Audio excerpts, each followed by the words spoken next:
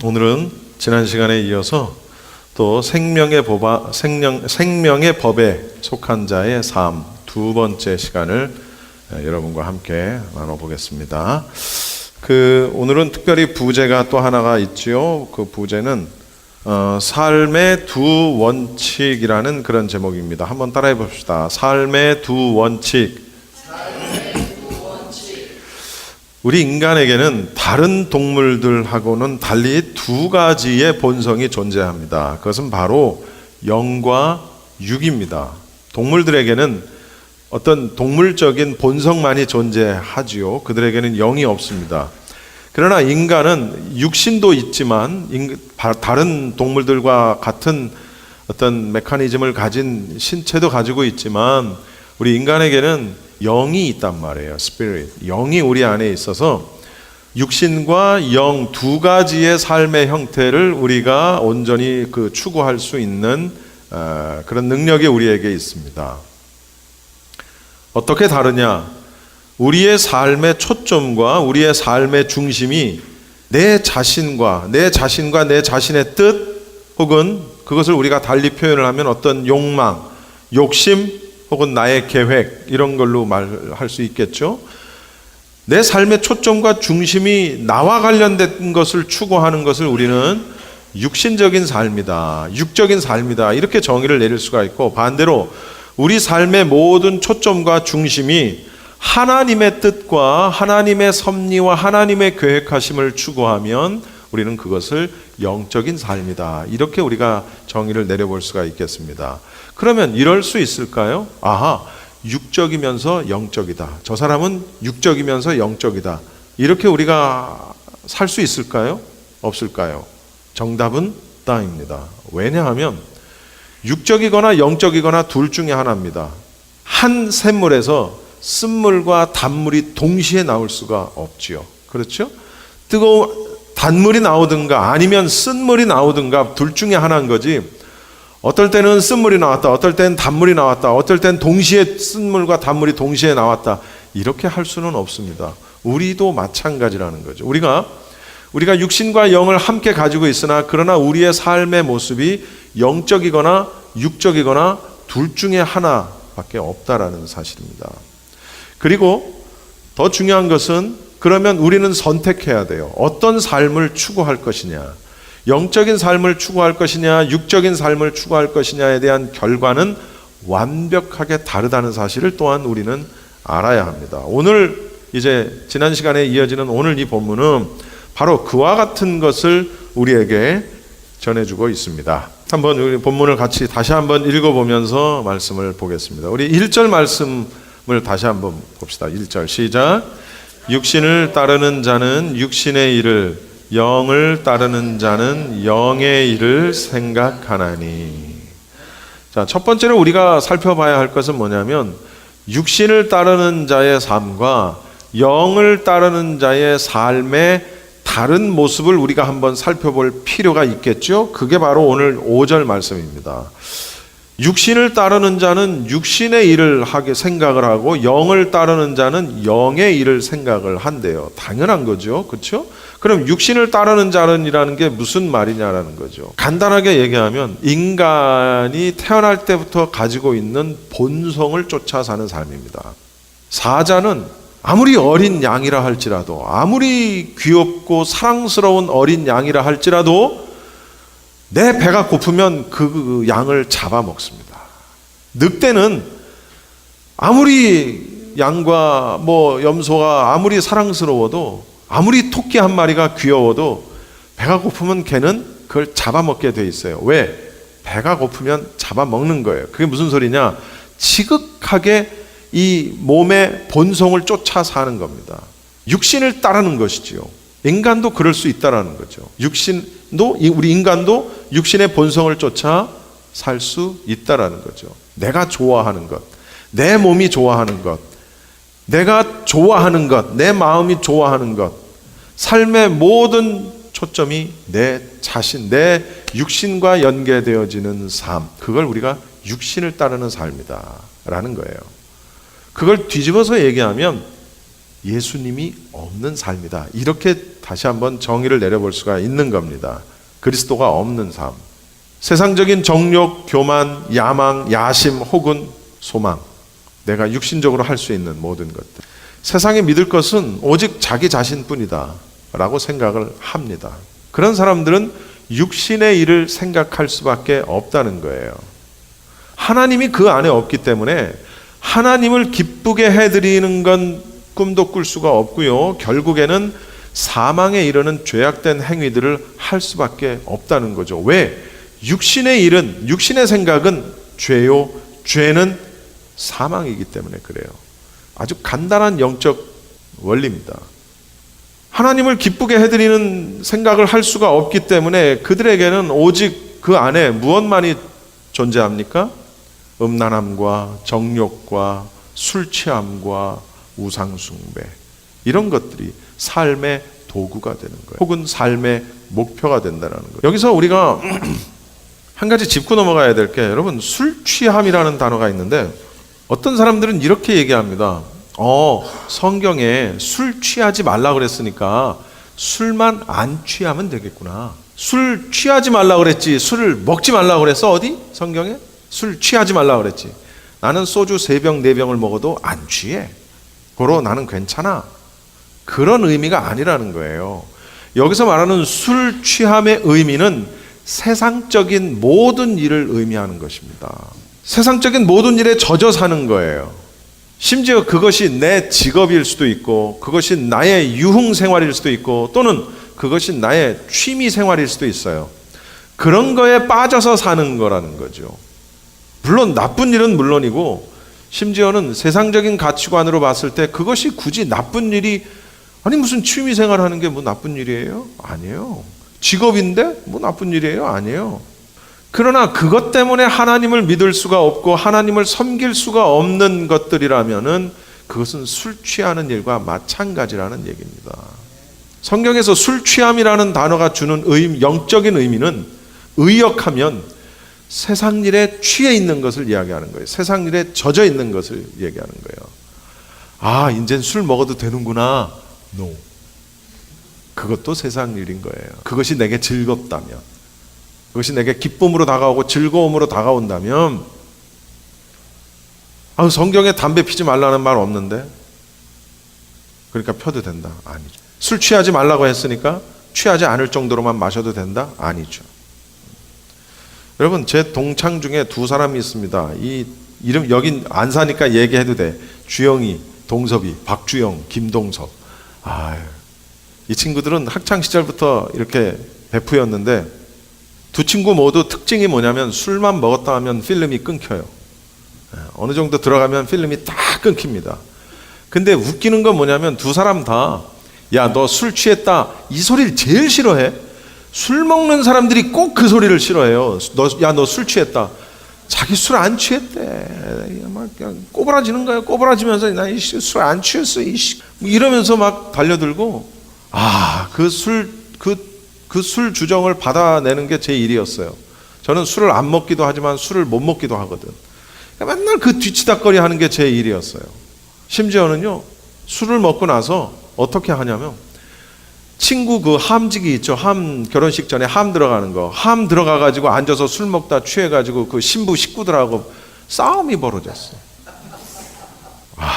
내가 자세하게는 얘기 안 하지만 싸움이 벌어졌어요. 그래가지고 이 친구 둘을 그 여관방에다가 집어 넣어버렸어요. 그리고 그 다음날 결혼식을 했어요. 근데 온몸이 난리가 된 채로 결혼식을 또 어떻게 왔어. 그 다음날 일어나가지고. 근데 그 다음에 얘기하는 거예요. 지들끼리 아침에 일어나가지고, 야, 어제 무슨 일이 있었는갑다. 전혀 기억을 못해. 그리고 그 신랑 그 친구와 그 2 친구는 절교했어요. 끝났어요. 한 친구가 가서 사과하고 별짓을 다 해도 그냥 그래 그냥 그리고 끝. 만나지 않아요. 연락하지 않아요. 한마디로 얘기하면 절교했어요. 술 때문에. 친구 결혼식 전날 신부, 오빠, 삼촌 뭐 이런 친척들하고 싸움이 붙어가지고 필름이 끊겨가지고 무슨 일이 있었는지 전혀 기억을 못해. 걔네들은. 이 술 취한다는 것은 그 술을 먹음으로 인해서 그런 현상도 벌어지지만, 영적으로도 똑같다는 거죠. 세상 일에 젖어서 살다 보면 나한테 무슨 일이 일어나는지를 모른다는 거예요. 영적으로 내가 어떤 일이 나에게 벌어지고 있는지 워낙 세상 일에 젖어서 살다 보니까 직업적으로 열심히 일하는 것도 뭐 그 나쁜 거 아니잖아요. 그렇죠?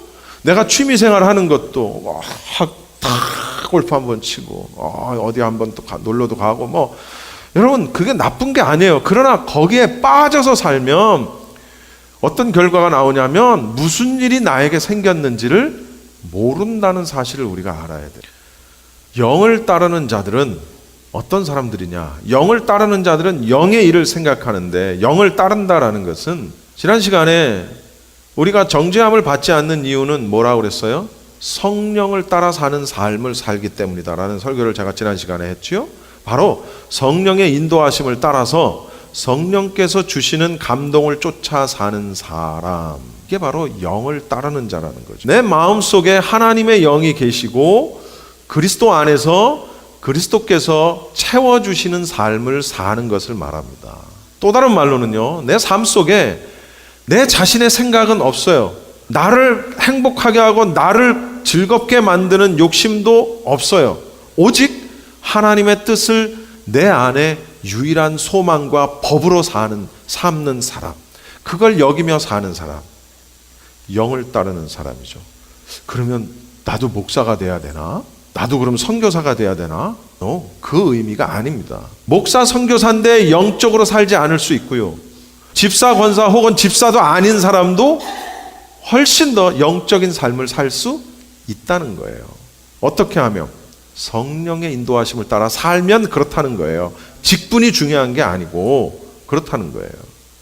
그런 사람들은 영의 일밖에 생각을 안 한다는 거죠.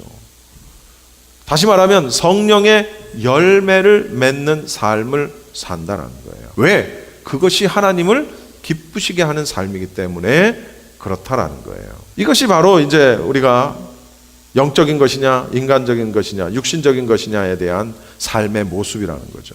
그럼 그 결과는 어떻게 나올 것이냐? 이 두 삶의 형태가 주는 결과는 무엇이냐? 6절을 한번 읽어봅시다. 시작. 육신의 생각은 사망이요 영의 생각은 생명과 평안입니다. 육신의 생각은 뭘까? 사실은 우리 인간은 아담의 범죄 이후로, 인류의 대표성을 가진 아담의 범죄 이후로 전적으로 우리는 어떻게 됐다? 부패했다. 전적으로 우리는 타락했다. 그래서 우리는 죄의 모든 성향을 가지고 태어나는 거예요. 우리가 지향하는 모든 것은 그것이 우리 생각에는 옳은 것이라 할지라도 그 결국은 뭐예요? 사망인 거예요. 그게 무슨 얘기냐?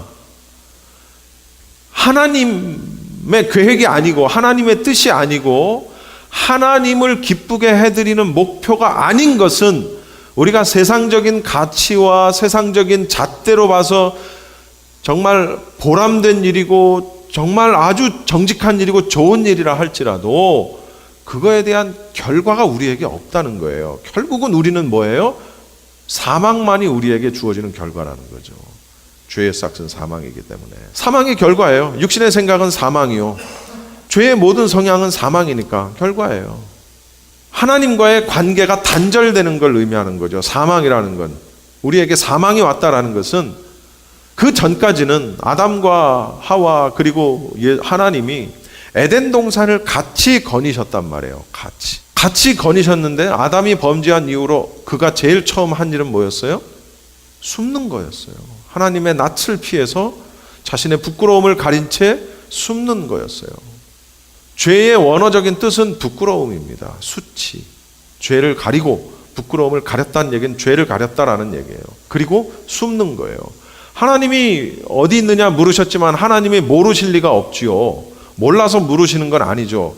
그것이 의미하는 영적인 의미는 하나님과 내가 예전에는 같이 손을 잡고 혹은 어깨동무도 했을지도 모르고 어쨌든 하나님과 같이 에덴 동산을 거닐었지만 아담이 범죄한 이후로는 숨어버렸어요.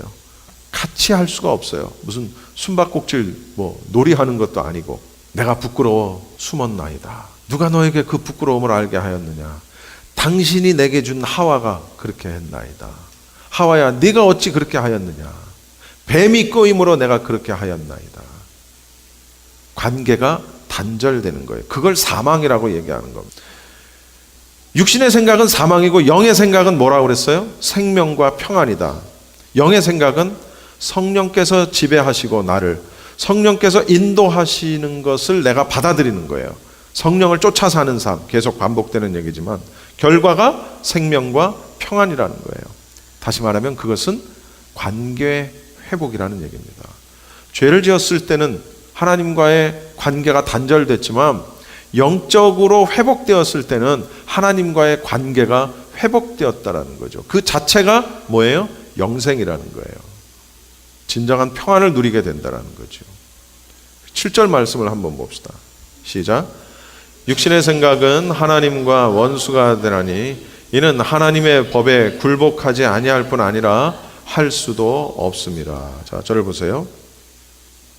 육신의 생각은 하나님과 원수가 된대요. 관계가 단절된다는 얘기하고 같은 의미죠?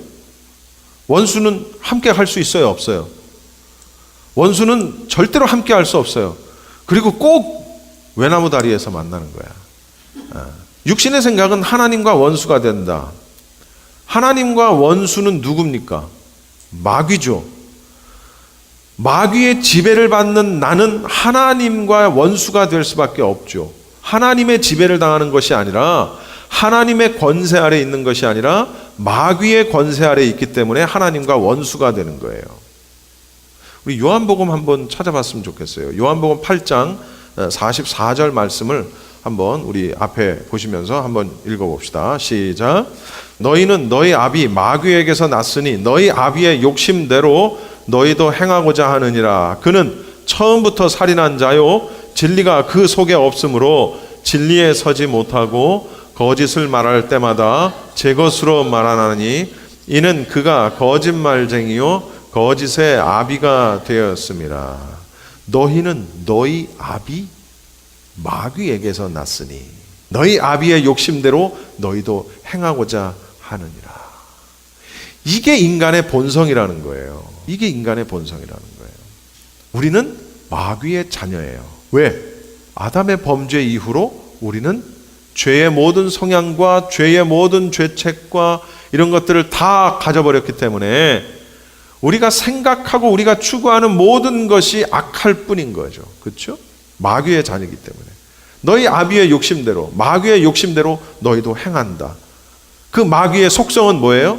그는 처음부터 살인한 자요 진리가 그 속에 없고 진리에 서지도 못하고 거짓을 말할 때마다 제 것으로 말하고 거짓말한다는 거죠. 거짓말쟁이고 거짓의 아비고 이게 마귀의 속성이라는 거예요.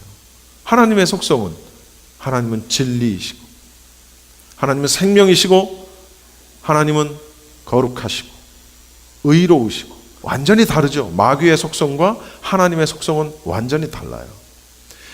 그렇기 때문에 육신의 생각을 하는 사람은 하나님과 원수가 될 수밖에 없어요. 그리고 그 결과가 뭐예요? 그래서 하나님의 법에 굴복할 수도 없고 굴복도 안 할 뿐더러 할 수도 없다라는 사실이에요. 왜? 육신의 생각이 하나님과 원수가 되기 때문에. 하나님의 법은 율법, 더 나아가서 우리가 아는 이 신구약 모든 성경 전체를 통해서 하나님께서 우리 인간에게 명하시고 요구하시는 하나님의 뜻입니다. 그것이 하나님의 법입니다. 그 하나님의 법에 굴복하지도 않고 또 하려고 해도 할 수도 없다라는 거예요. 왜? 우리에게는 우리의 본성이 타락했고 부패했기 때문에 우리 스스로는 하나님의 선을 행할 능력이 우리에게 없고 우리 스스로는 구원을 찾을 수 있는 방법이 우리에게는 없기 때문에 그런 능력을 완전히 상실했기 때문이라는 거죠. 그걸 우리는 뭐라고 신학적으로 얘기하냐면 전적인 무능력이라고 얘기하는 능력이 없다는 거예요. 선을 행할 능력도 없고 구원을 찾을 능력도 구원을 인해 이룰 수도 없는 능력도 없다. 전적인 무능력이라고 하는 겁니다. 그게 우리의 속성이에요, 사실은. 다시 말하면 육신에 거하는 자의 속성이라는 얘기입니다. 8절 말씀을 한번 읽어봅시다. 시작. 육신에 있는 자들은 하나님을 기쁘시게 할 수 없느니라. 예, 육신에 있는데 마귀의 자녀로 있는데 어떻게 하나님을 기쁘시게 해드리겠어요? 가능하지 않은 얘기죠. 왜냐하면 죄를 지어도 죄로 여기지 않고 또한 하나님을 두려워하지도 않기 때문에 그렇습니다. 9절 말씀 읽어봅시다. 시작. 만일 너희 속에 하나님의 영이 거하시면 너희가 육신에 있지 아니하고 영에 있나니 누구든지 그리스도의 영이 없으면 그리스도의 사람이 아니라. 보세요. 너희 속에, 큰 카테고리로는 교회를 얘기하는 겁니다. 모든 교회. 작게는 우리 같은 개인을 얘기하는 것, 성도들 개인을 이야기하는 것입니다. 교회 혹은 성도 각 개인에게 하나님의 영이 거하시면, 하나님의 영이 뭡니까? 성령이에요. 성령. 하나님의 영, 그리스도의 영, 성령 다 같은 거예요. 하나님의 영이 거하시면의, 이 거하시면의 원어의 뜻은 점거하시면, 어디 누가 뭐 어디를 점거했다, 그 얘기는 무슨 얘기예요? 다른 그 무엇도 거길 올 수가 없는 거예요. 점유해버렸다, 없는 거예요. 딱 지키고 있는 거예요. 하나님의 영이 우리 안에 딱 거하셔가지고 마귀가 절대로 우리를 점거할 수 없고 해칠 수 없는 그런 상황들. 그렇게 되면 너희가 육신에 있지 않고, 요걸 육신에 있지 않고 요 말보다 공동 번역에 나오는 번역이 훨씬 좋습니다. 너희 속에 하나님의 영이 거하시면 육체를 따라 사는 사람이 아니라, 이렇게 번역을 했어요. 육체를 따라 사는 사람이 아니라 영을 따라 사나니. 영에 있다. 성령의 지배와 인도함을 쫓아 사는 걸 말하는 거예요. 그러면 어떻게 된다고요? 누구든지 그리스도의 영이 없으면, 성령과 같은 개념이라 그랬죠?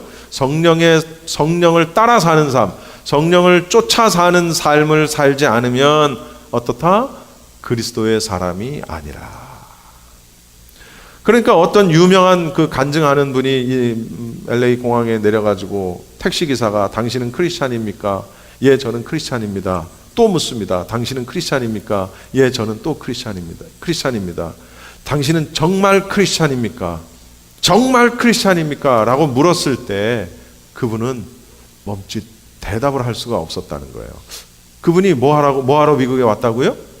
자기가 하나님을 만나고 하나님이 자기를 어떻게 인도하셨는지를 간증을 하기 위해서 미국에 왔는데, 택시기사가 당신은 정말 크리스찬이십니까? 라고 물었더니 딱 막히더니 대답을 못했다는 거예요. 똑같은 질문을 제가 여러분에게 한번 해보겠습니다. 여러분은 크리스찬이십니까? 여러분은 정말로 크리스찬이십니까? 예? 정말 크리스찬입니까? 라는 질문에 예스 할 수 있는 사람도 있고, 내가 진짜 크리스찬인가? 라고 멈칫하고 한번 내 자신을 생각해 봐야 하는 사람도 분명히 우리 가운데는 있습니다. 성경은 얘기하는 거죠. 성령을 쫓아 사는 삶을 살지 않으면 그리스도의 사람이 아니라는 거예요. 영적인 사람이 아니라는 거예요. 성경에는 그 어느 곳에서도 교회를 빠지지 않고 잘 나오고 헌금 많이 하고 봉사 많이 하면 좋은 크리스찬이다, 진짜 크리스찬이다 말하지 않아요. 영적으로 사는 것이 교회를 한 번도 빠지지 않고 나오면 영적인 것이냐? No, 절대 그렇지 않습니다. 헌금을 많이 내면 그 사람이 영적인 사람이냐? 그렇지 않아요. 물론 교회를 밥 먹듯이 빠지면 절대로 영적인 사람이라고 말할 수 없겠죠. 물론 헌금을 한 번도 내지 않는다? 그러면 영적인 사람이라고 말을 할 수 아마 없을 거예요. 그러나 헌금을 많이 냈다고 해서 영적인 사람이라고도 말할 수 없고, 교회를 한 번도 빠지지 않았다고 해서도 영적인 사람이라고도 말할 수 없다라는 거예요. 그건 무슨 얘기냐? 그게 기준이 아니라는 거예요.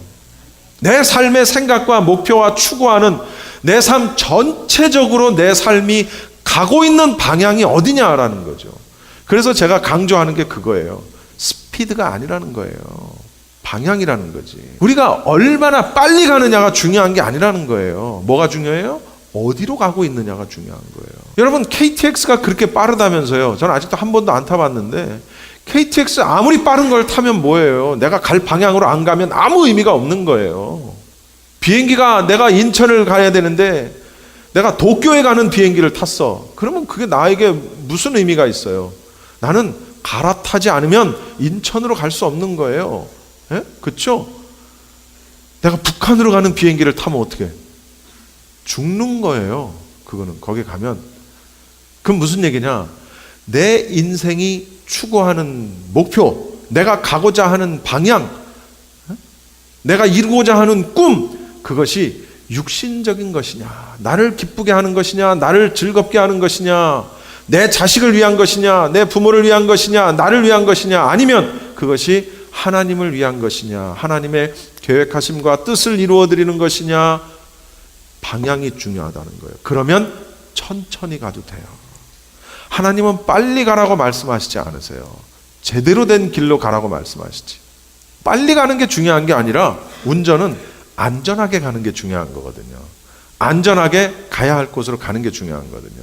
근데 우리 인생도 마찬가지라는 거예요. 우리가 영적인 생활을 하는 것도 빨리 가는 게 중요한 게 아니라 하나님이 인도하시는 그래서 그게 성령을 쫓아 사는 삶이라는 게 그래서 중요한 거예요. 왜?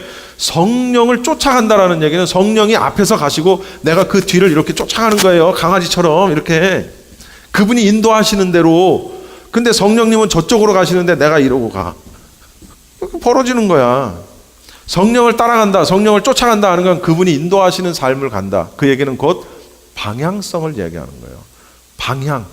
성령이 빨리 가는 게 아니거든. 갈 곳으로 가는 거지. 인도하는 거지. 인도하는 거예요. 인도. This way. No, this way. 인도하는 거예요. 예. 근데 영적으로 아둔하고 영적이지 않으면 그 음성을 들을 수 없고 그대로 살 수가 없고 그렇게 되면 어떻게 돼요? 다른 방향으로 가는 거예요. 그러면 어떻게 돼요? 잃어버린 한 마리의 양처럼 절벽에 가서 걸려서 나 죽어. 그렇게 되는 거예요. 그리스도의 사람이 아니라는 거죠.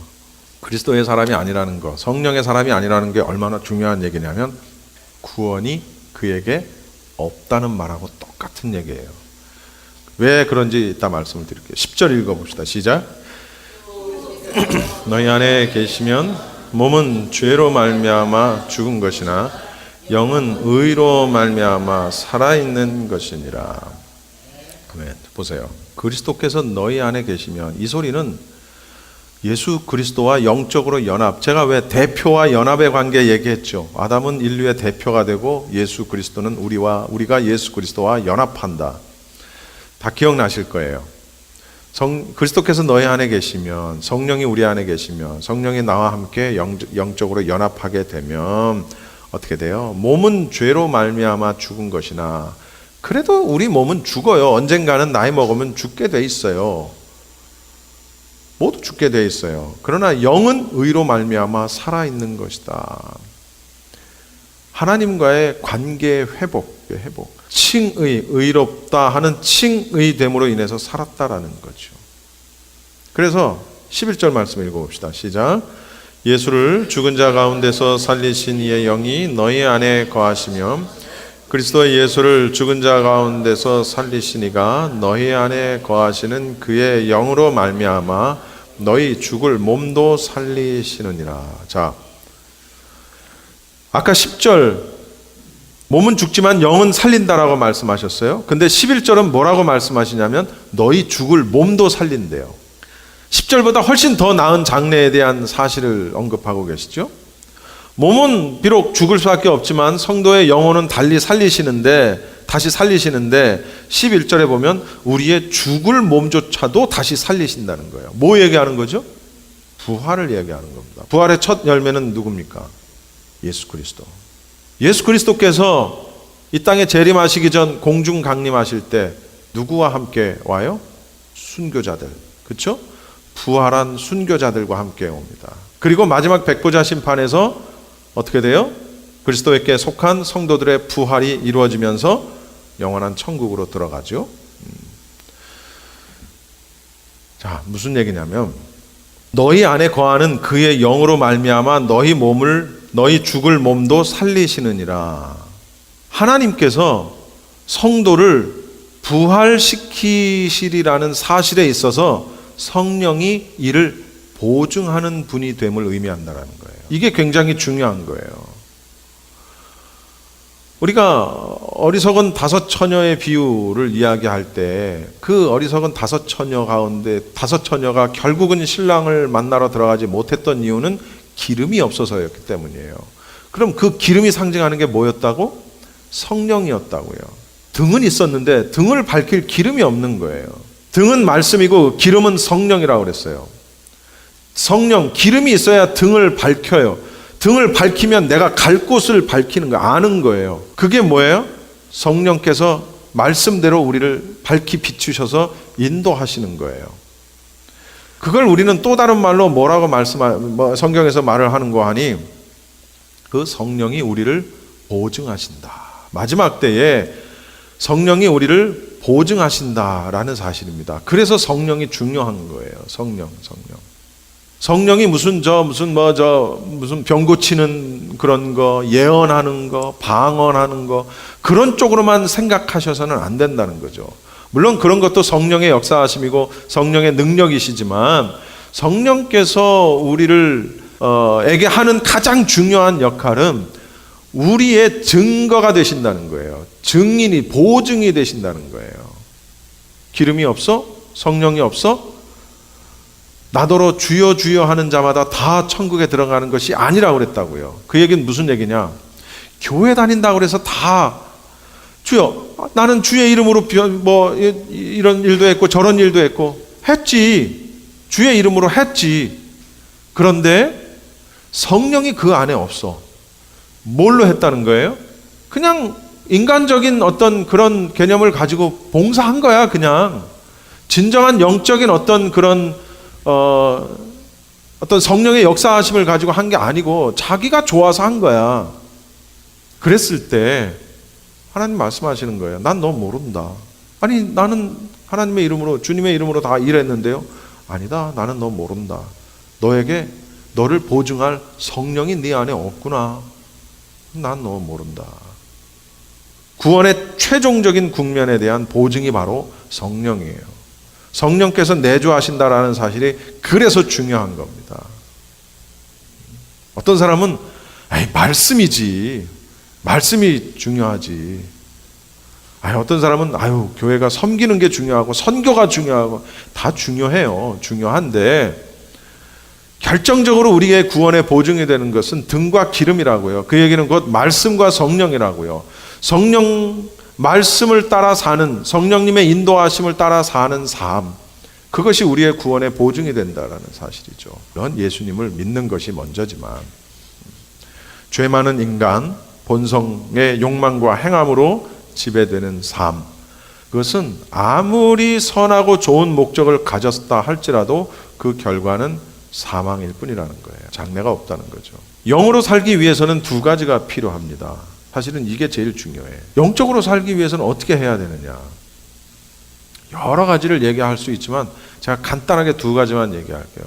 제가 방송에서 방송을 들으신 분들은 알겠지만 제가 인터뷰를 중간에 하는 게 있어요. 그게 거의 다 무슨 건강식품 얘기고 다 그렇습니다. 그런데 그거 하기 전에 예전에 제가 저녁으로의 초대라는 프로그램을 할 때도 그랬고 또 라이브 데스크라는 프로그램을 할 때도 그랬고 무슨 의사, 한의사, 건강식품 이런 걸 10년 넘게 인터뷰를 했어요.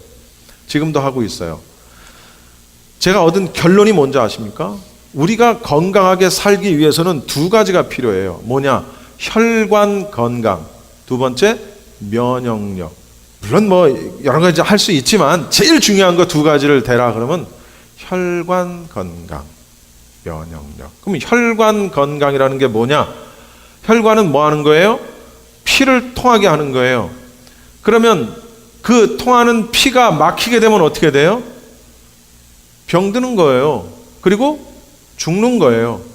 뇌에 막히면 중풍이 되는 거고 가슴에 심장에 막히면 심장마비로 죽는 거고 팔다리에 막히면 수족냉증 내지는 괴사가 일어나는 거고 그러는 거예요. 혈관이 통하지 않으면. 그럼 면역력은 뭐냐? 면역력이 떨어지면 우리는 하루에도 3,000개의 암 바이러스가 우리를 침범한대요. 우리 몸 안에 하루에. 근데도 암에 걸리지 않는 이유는 뭐예요? 암을 이겨낼 수 있는 면역력이 우리 안에 있기 때문에 이기는 거예요. 우리가 병에 안 드는 거예요. 그럼 암에 걸리는 건 뭐예요? 그 암 바이러스를 이겨내지 못해서 걸리는 거예요. 면역력이에요, 면역력. 암뿐만 아니라 감기, 무슨 에볼라, 뭐가 됐든지 간에 바이러스를 이길 수 있는 거는 면역력이에요. 그래서 이제 이걸 먹으면 면역력에 좋다. 이걸 먹으면 혈관 건강에 좋다. 그러는 거예요. 근데 영적인 것도 똑같더라라는 얘기죠. 제가 보니까 혈관이 막히면 병들고 죽는 것처럼 하나님과 나와의 소통이 막히면 죽는다는 거예요. 그럼 하나님과 나와의 소통은 무엇으로 가능합니까? 말씀과 기도로 가능한 거예요. 그 소통이 막히면 끝나는 거예요. 그럼 면역력은 또 뭐예요? 면역력이 막히면, 영적인 면역력이 막히면 무슨 일이 벌어져요? 그렇지. 마귀가 공격하는 것을 이겨내지를 못해. 물론 육체적인 질병 이런 걸로도 공격할 수 있지만 마귀는 우리의 마음을 공격할 수도 있고 우리의 심리적인 것을 통해 공격할 수도 있고 아주 다양한 방법으로 마귀는 우리를 공격해요. 이걸 맞서 싸울 수가 없어. 왜? 면역력이 없으니까. 그래서 하나님과 소통할 수 있도록 말씀과 기도로 무장되는 게 제일 중요하고, 두 번째, 마귀가 어떠한 칼과 창을 가지고 우리를 공격할지라도 그걸 맞서 싸울 수 있는 면역력, 칼로 치고 들어와도 탱 하고 튕겨버릴 수 있는 면역력이 필요하다는 거예요. 그 두 가지가 있어야 영적인 삶을 살 수가 있어요. 그 두 가지가 없이 어느 한 가지도 중요하지 않은 게 없어. 나는 면역력은 없는데 혈관 능력은 있어? 그러면 그것도 안 돼. 마귀가 조금만 건드려도 넘어져. 나는 면역력은 센데 하나님과의 소통이 없어. 그것도 문제야.